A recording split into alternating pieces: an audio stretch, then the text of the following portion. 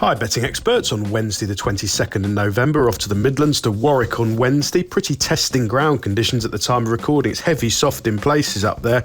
Hopefully the weather forecast, which looks all right for most of the week across the country, will mean things aren't too bad. We start off with our Betting Expert Daily Nap, sponsored by Bet365. This goes in the 1:30, the Ollie Murphy Racing Novice Hurdle, 2 mile 5, class 4, 4-year-olds and upwards, just over £4 to the winner, and I think Push the Button can defy a penalty here for the red-hot Nigel Twiston-Davies stable. Now, Nigel is absolutely flying at the minute, 9 winners from his last 33 runners at a 27% strike rate.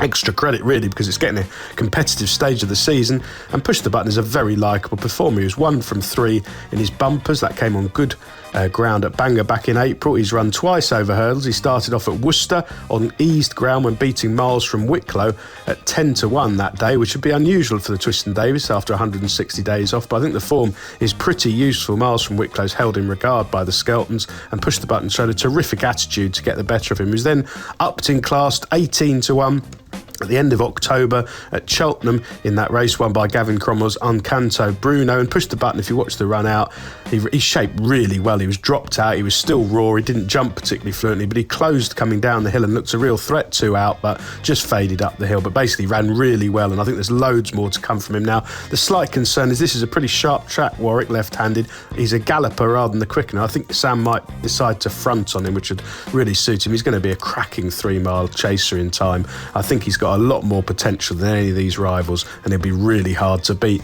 Just the sort of horse to follow over the next few winters. Our Betting Expert value angle selection, sponsored by Bet365, goes in the 3:15. This is the John Sumner Memorial Veterans Handicap Chase, a 3-mile class 2 for 10-year-olds and upwards, over £15,500. The winner. Love these races. I think Sipage is the one to side with here after another lengthy break. Now, Venetia, another red-hot yard. The last fortnight, 9 winners from 24 runners. A strike rate nearly 38%. We actually backed Cloudy Glen at Cheltenham on Sunday, and he bumped into an Irish raider but ran a blinder. All of our horses are running well. Sipage is really well handicapped. He's an 11-year-old now, so he's off 142, and he's been competitive in the high 150s not that long ago. Now, obviously, things haven't gone to plan.